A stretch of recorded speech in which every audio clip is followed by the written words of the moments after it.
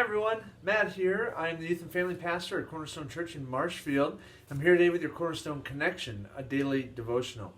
Well, I want to invite you, if you're able, I'd invite you to go to the Gospel of Luke. We're going to be in chapter 10 today. And I'm going to read for you what is one of Jesus' most famous parables. It's famously known as the parable of the Good Samaritan. And so let's launch into that right away, and then we'll add a few comments on the back end that I hope we can take and apply to our own life as we seek to follow Jesus and seek to glorify God through that. Here's what it says, starting in verse 25. On one occasion, an expert in the law stood up to test Jesus. Can you imagine that? Standing up and knowing what we know about Jesus now and trying to test him? Good luck, right? Verse 20, and he goes on, Teacher, he asks, what must I do to inherit eternal life? Jesus asked him a question, as he often did. What is written in the law? He replied, how do you read it? He answered, love Lord your God with all your heart, with all your soul, and with all your strength, and with all your mind, and love your neighbor as yourself. Jesus replies, you have answered correctly. Do this, and you will live. Verse 29. But he, that teacher of the law, wanted to justify himself. You notice what he's wanting to do here? He's wanting to be able to go, well, I've already done it, right? I've already inherited eternal life. Seeking to justify himself, he asked Jesus, and who is my neighbor? Who is my neighbor? Verse 30. In reply, Jesus tells him a story. A man was going from Jerusalem to Jericho when he fell into the hands of robbers. They stripped him of his clothes. They made him naked. They beat him. They made him hurt. And they went away. They left him alone, leaving him half dead. A priest happened to be going down the same road, and when he saw the man, he passed by on the other side. So too a Levite, when he came to the place and saw him, he passed by on the other side. But a Samaritan, as he traveled, and all of a sudden, Jesus just gets the attention of everyone listening. The despised Samaritans, these people who had married, these Jews who had married in with people who weren't Jewish. They were despised by Jesus' listeners. But a Samaritan, as he traveled, he came where the man was, and when he saw him, he took pity on him. He had compassion for him. He cared for him. Verse 34, he went to him, he bandaged his wounds, he poured out oil and wine on them. And then he put the man on his own donkey. He got off his donkey and put him on there. And he took him to an inn, and he took care of him.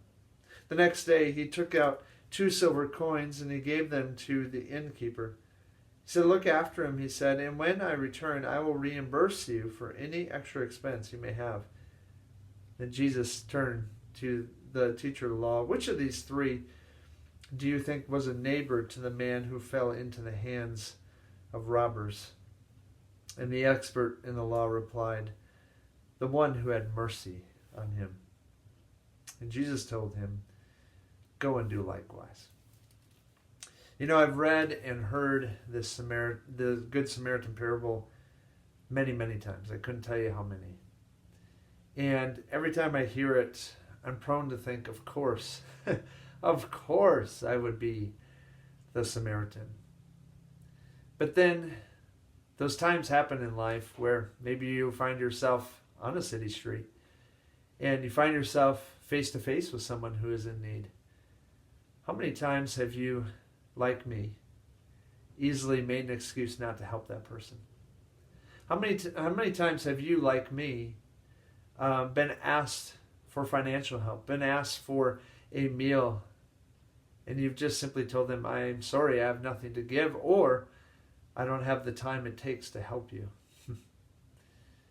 I'll be honest with you, I've been the priest and the Levite more than I've been the Samaritan in my life. I remember teaching this parable to our students years ago, and the question I was posing is, how in the world do we get there? How do we get to the place in which we will actually have the compassion that the Samaritan had that day in Jesus' story? And I think the answer is simple, but it's really hard to apply. The answer is to be the man. To be the man in the story who is stripped naked, who is beat up, and who is left alone.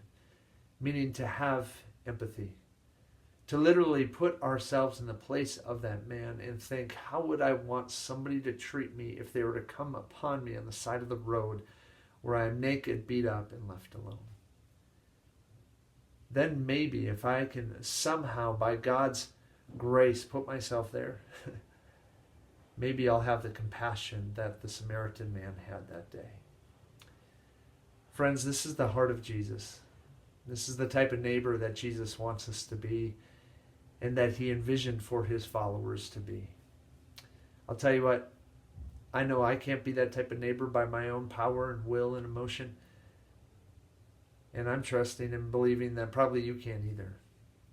But I do know that Jesus can help us be that neighbor. And so invite him to help you today as I invite him to help me today be the neighbor that I know I can't be on my own. And just maybe, as we seek to be that man who is beat up on the side of the road, we'll find ourselves being the man that Jesus, or the woman, or the teenager, or the child that Jesus wants us to be as his follower. Friends, have a great day, and go and do likewise. We'll see you next time on the Cornerstone Connection.